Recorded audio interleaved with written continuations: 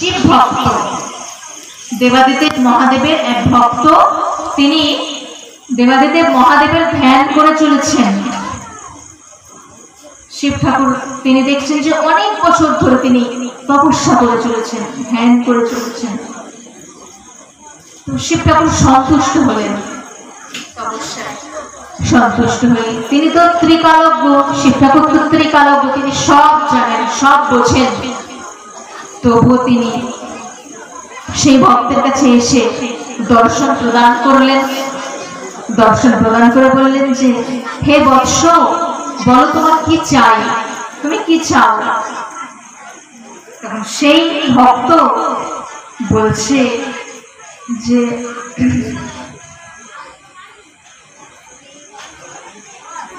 হে দেবাদিদেব মহাদেব, আপনি কৃপা করে প্রসন্ন হয়ে আমাকে দর্শন প্রদান করেছেন, আমি খুব আনন্দ পেয়েছি। আমাকে কৃপা করে আপনি এমন বর প্রদান করুন যেন আমি অগাধ ধন সম্পত্তি লাভ করি, এমন ধন সম্পত্তি লাভ করি যেন আমি এমন ধন সম্পত্তি লাভ করি যা আমার ইহকালেও থাকবে, পরকালেও থাকবে, ইহকালেও কাজে লাগবে, পরকালেও কাজে লাগবে, যার কোনো বিনাশ নাই, যেটা সব সময় আমার কাছে থাকবে। দেবাদিদেব মহাদেব তিনি বললেন যে, এইরকম ধন সম্পত্তি তুমি আমার কাছে চাইলে, যা ইহকালেও কাজে লাগবে, পরকালেও কাজে লাগবে, যার কোনো বিনাশ হবে না। দেখো, তুমি যদি আমাকে এই জগতের মধ্যে সব থেকে ধনী করে দিতে বলো, আমি এই জগতের মধ্যে সব থেকে বড় লোক তোমাকে করে দেব, শ্রেষ্ঠ ধনী করে দেব তোমাকে। তো দেবাদিদেব মহাদেব বলছেন যে, আমি তোমাকে এই জগতের সব থেকে ধনী ব্যক্তি করে দিতে পারি, কিন্তু এই জগতের পর তোমাকে ধনী করার ক্ষমতা তো আমার নেই। যতদিন তুমি এই জগতে থাকবে ততদিন আমি তোমাকে শ্রেষ্ঠ ধনী করে দিতে পারি, কিন্তু ইহকালেও কাজে লাগবে, পরকালেও তোমার সেই ধন সম্পত্তি থাকবে। এটা তো এইরকম বর তো আমার ঝুলিতে নেই, এইরকম বর তো আমি প্রদান করতে পারি না, এইরকম বর আমার ঝুলিতে নেই। তখন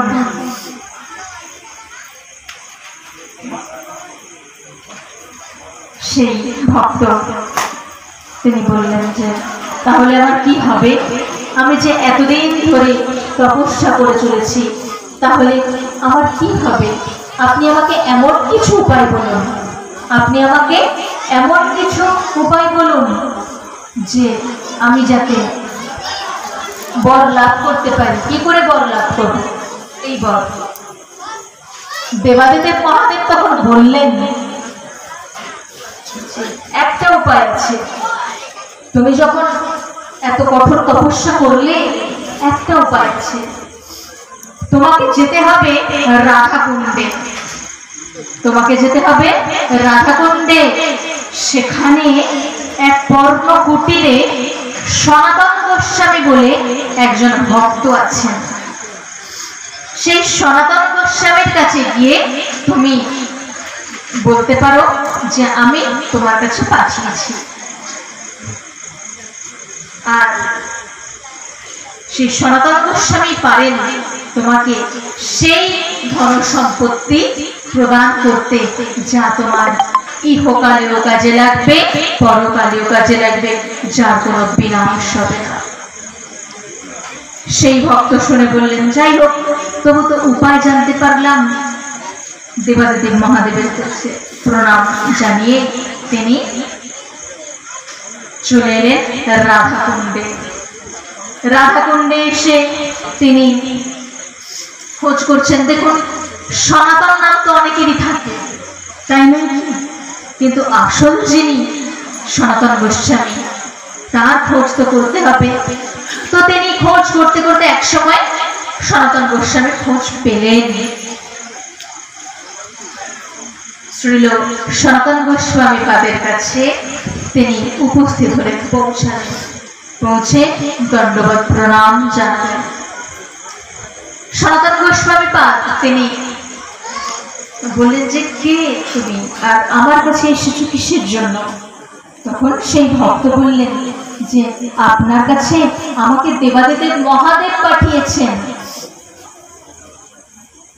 তখন তো শ্রীল সনাতন গোস্বামী পাদ শুনেই অবাক, দেবাদেবের মহাদেব আমার কাছে পাঠিয়েছেন,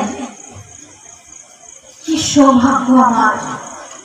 দেবাদেবের মহাদেব আমার কাছে পাঠিয়েছেন মানে উনি আমার উপর কৃপা করেছেন।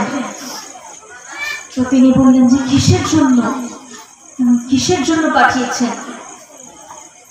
সেই ভক্ত বললেন যে আমি অনেক বছর ধরে তপস্যা করছিলাম দেবাদেব মহাদেবের কাছে, যে যাতে আমি এমন ধন সম্পত্তি লাভ করতে পারি যে আমার ইহকালেও কাজে লাগবে, পরকালেও কাজে লাগবে, যার কোনো শেষ হবে না, এইরকম ধন সম্পত্তি চেয়েছিলাম। তো দেবাদেব মহাদেব বললেন যে আমি এই ধন সম্পত্তি দিতে পারবো না, রাধাকুণ্ডে শ্রীল সনাতন গোস্বামী পাদের কাছে গেলে উনি পারবেন।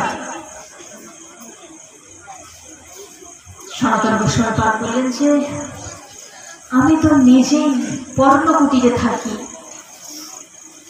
আমার তো নিজেরই কিছু নেই। হ্যাঁ, আমার একসময় অনেক ধন সম্পত্তি ছিল, একসময় আমার অনেক ধন সম্পত্তি ছিল, কিন্তু যখন আমি মহাপ্রভুর শ্রী চরণ কমলে আশ্রয় লাভ করেছি তখন আমি সবকিছু দান করে দিয়েছি, বিতরণ করে দিয়েছি সবাইকে। এখন তো আমি দিনহীন কাঙাল, এখন তো আমার কাছে কিছুই নেই। দেবাদেব মহাদেব আমার কাছে পাঠালেন।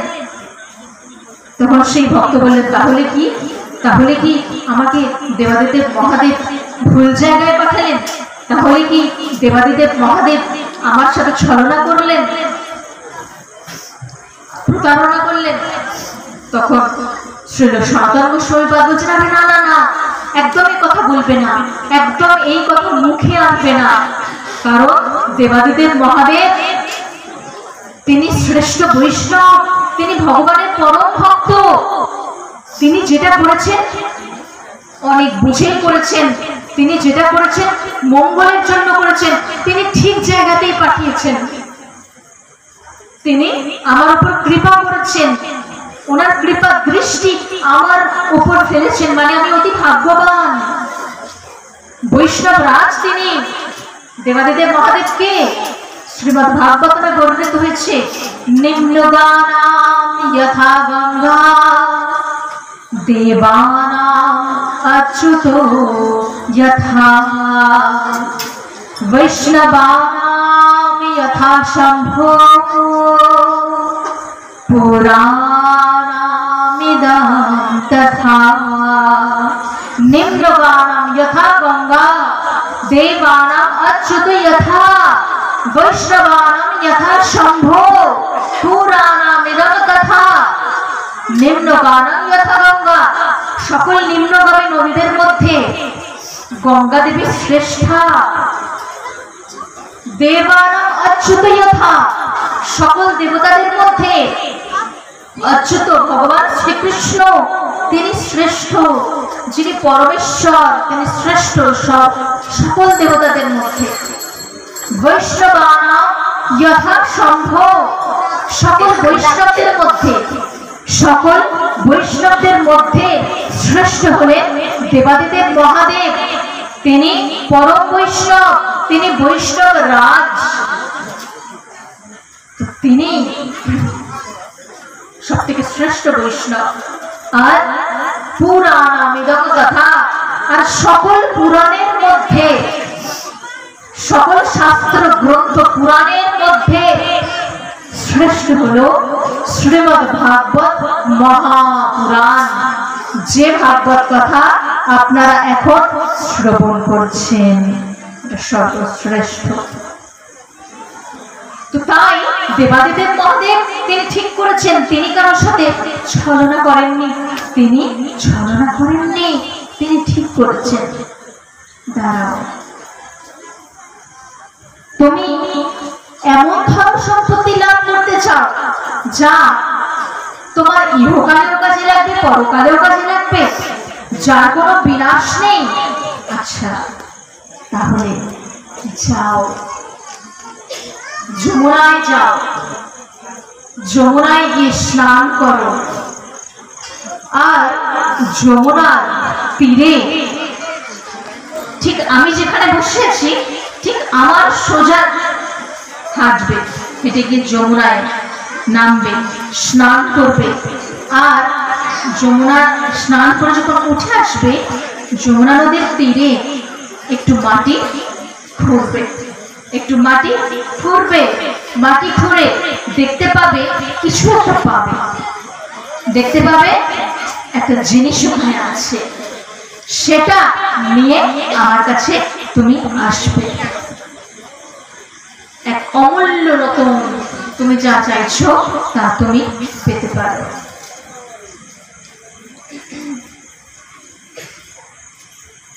তখন সেই ভক্ত, শিব ভক্ত, তিনি শ্রীল সনাতন গোস্বামী পাদকে প্রণাম করে তিনি যমুনাতে স্নান করতে গেলেন। যমুনায় স্নান করে ঠিক উঠবেন, সেই সময় একটু মাটি খুঁড়ছেন, কিছুই পাওয়া যাচ্ছে না। তিনি ভাবলেন যে তাহলে কি পাওয়া যাবে না, কিছুই তো পাওয়া যাচ্ছে না।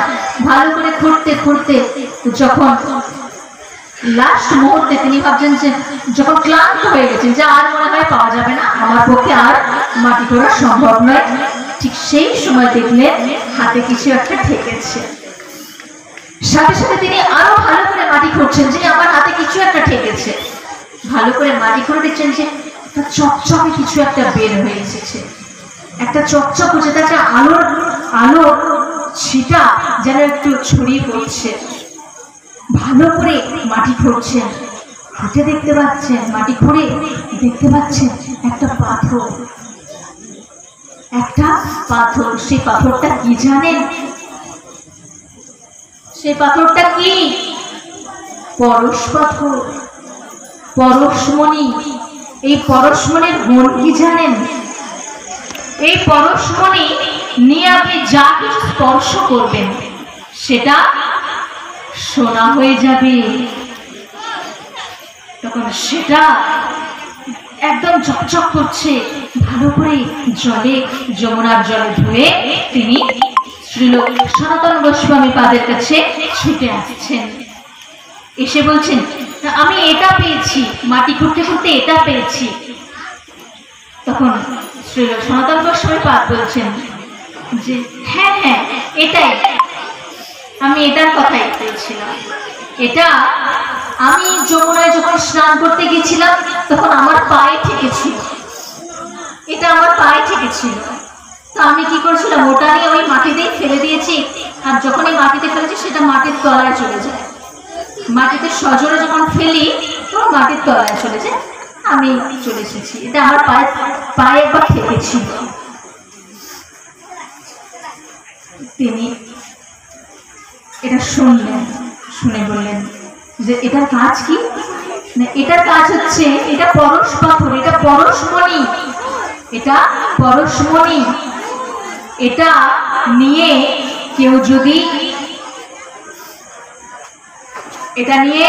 কেউ যদি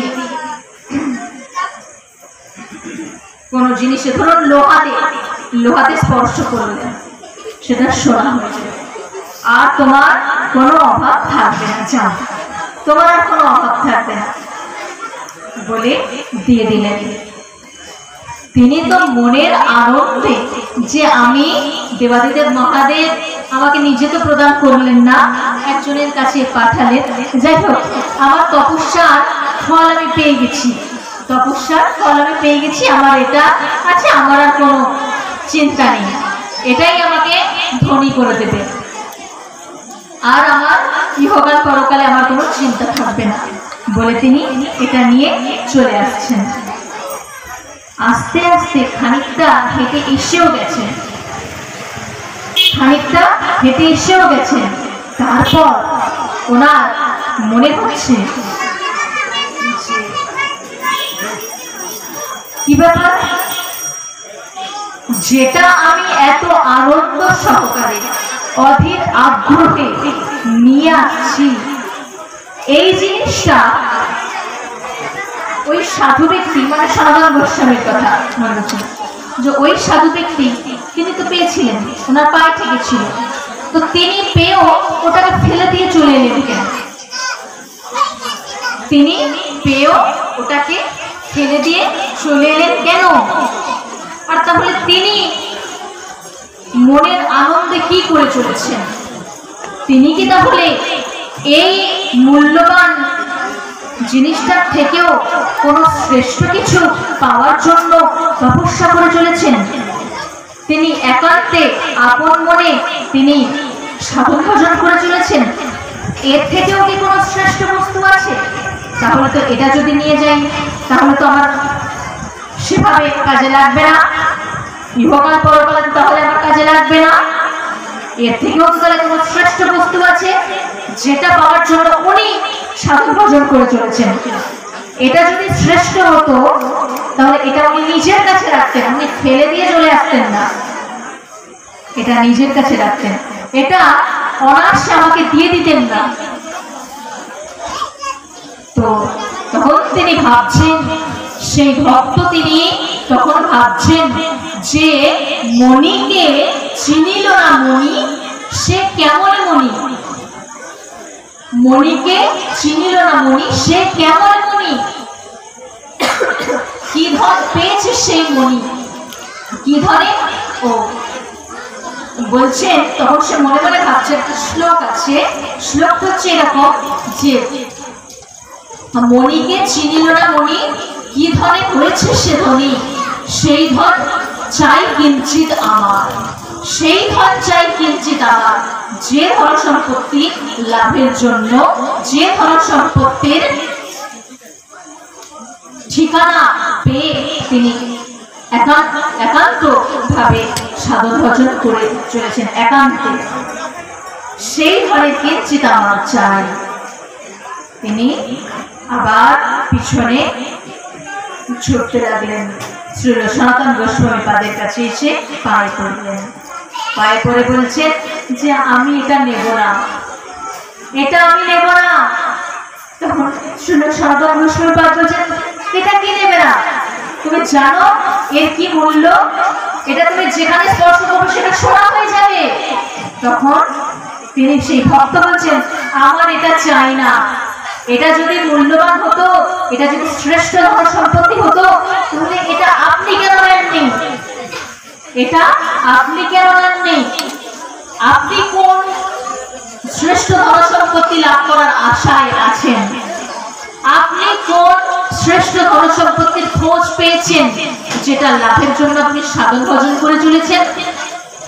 সেই ধন সম্পত্তির কিঞ্চিত আমাকে দিতে হবে, সেই ধন সম্পত্তির কিঞ্চিত আমাকে আপনি প্রদান করুন। শ্রীল সনাতন গোস্বামী পাদ তিনি বুঝলেন এর মতিগতি ফিরে গেছে। এতদিন জাগতিক কামনা বাসনাকে ঘিরে ছিল, এটা কি করে সম্ভব হলো বলুন তো? মুহূর্তের মধ্যে অটোমেটিক চেঞ্জ হয়ে গেল কি করে সেই ভক্তের মন। আপনারা হলে কি করতেন? পরশমণি পেয়ে কি করতেন? আবার ফেরত দিতে যেতেন? আবার কি ফেরত দিতে যেতেন পরশমণি পেয়ে? পরশমণির কথা তো বাদে দিন, আপনারা যদি এতটা সোনার ডালা পান, সেই সোনার ডালাটা আপনারা কি ফেরত দিতে যেতেন? আর সেটা পরশমণি, সেটা কি কেউ ফেরত দিতে যাবে? কিন্তু সেই ভক্তের অটোমেটিক চেঞ্জ হয়ে গেল। কেন? কিসের জন্য? তার মন চেঞ্জ হয়ে গেল।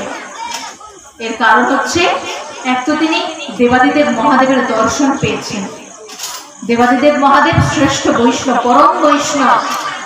দেবাদিদেব মহাদেবের কৃপা যারা লাভ হয়েছে, সে তার সকল কামনা বাসনা, জাগতিক মোহ ধীরে ধীরে দূর হয়েছে।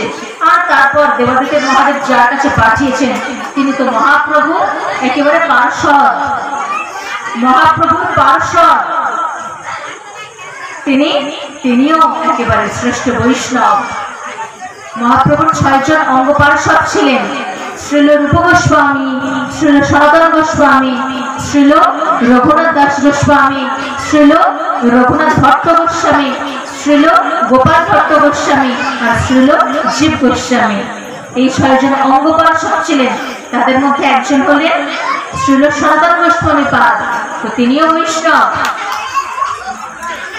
তো বলা হচ্ছে গঙ্গার পরশ হইলে পশ্চাতে পাবন, গঙ্গায় স্নান করলে তারপর পুণ্য লাভ হয়, আর দর্শনে পবিত্র করো এই তোমার গুণ। যিনি শ্রেষ্ঠ বৈষ্ণব হবেন তাকে দর্শন মাত্র সমস্ত মায়া মোহ দূর হয়ে যাবে, তাকে দর্শন মাত্র ভগবানের নাম মনে হবে, তাকে দর্শন মাত্র জাগতিক বিষয় বাসনা দূরে চলে যাবে। তোমার হৃদয় সদা, তোমার হৃদয় সদা গোবিন্দ বিশ্রাম, যার হৃদয়ে শ্রী গোবিন্দ সর্বদা বিশ্রাম নিচ্ছেন। তো সেই রকম ভক্তের সান্নিধ্য লাভ হচ্ছে, তাই সেই ভক্তের মন মানসিকতা চেঞ্জ হয়ে গেছে, তাই তিনি সেই মনি ফেরত দিতে দেন। তো সনাতন গোস্বামী বুঝলেন এর শুদ্ধ ভক্তি লাভের জন্য সুযোগ এসে গেছে। সনাতন গোস্বামী পাদ তিনি বললেন কি, যাও যমুনায় স্নান করে এসো, যমুনায় স্নান করে মাথা মুন্ডন করে আমার কাছে এসো।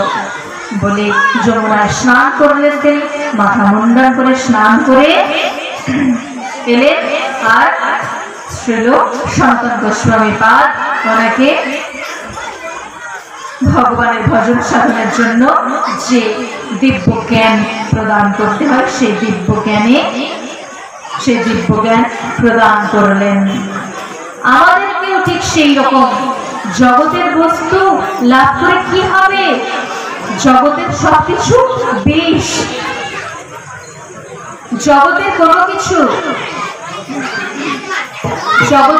কিছু